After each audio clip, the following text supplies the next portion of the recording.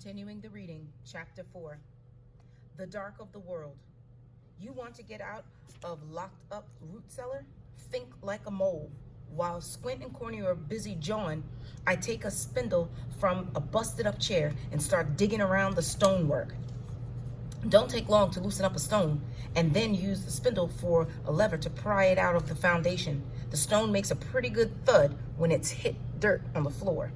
But Corny's telling his story about the worm, and Squint is laughing like a dog that swallowed its bark, and they don't hear nobody but themselves. Then I'm digging with both hands, pulling away little rocks and clumps of dirt, clawing up through the dirt, quick as I can. Being mad at Squint and worried for Harold makes me dig faster. The good thing about being small, I don't need much room to get through, and no more than an hour passes before I pop up beside the house with the nose full of dirt and my eyes gleaming in the moonlight. That's exactly when Corny comes out the door, singing at the top of his lungs. I just have time to scoop behind a pile of stacked firewood and hunker down as he staggers into the yard. No longer delay. Love, I'm waiting for thee, he bellows. The moon and her beauty is beaming on me. His voice is bad enough to crack the moon, but that don't stop him. Smells bad too, stinking of whiskey and filth. He's that close.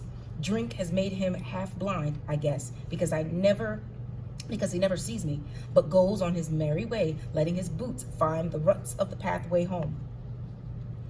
Heading north, more or less, still singing about maidens and moonlight. Hard to know who's leading who, Corny or his pack horse that knows the way home. Then Squint ambles out the porch, and my heart jumps into my throat. Figure he's going around to the buckhead to check for me in the root cellar, but all he does is scratch his belly and yawn like he hasn't slept in 1,000 years, and then he goes back inside. A minute later, the lantern dims and the house goes dark. When I was little tyke, the dark scared me something awful, and Harold used to sit with me until I finally fell asleep. Might take 10 minutes, might take an hour, but he never complained or made me feel stupid for being afraid. Said it was what our dear mother would have wanted, and he was glad to have the chance to oblige. Dark doesn't bother me as much as it used to, but I can't say it pleases me neither. In the dark, I feel the eyes of the forest upon me, and it keeps my heart thumping so hard and fast, my ears are hot. Part of me wants to crawl back into that cellar and hide, but I know there's no turning back.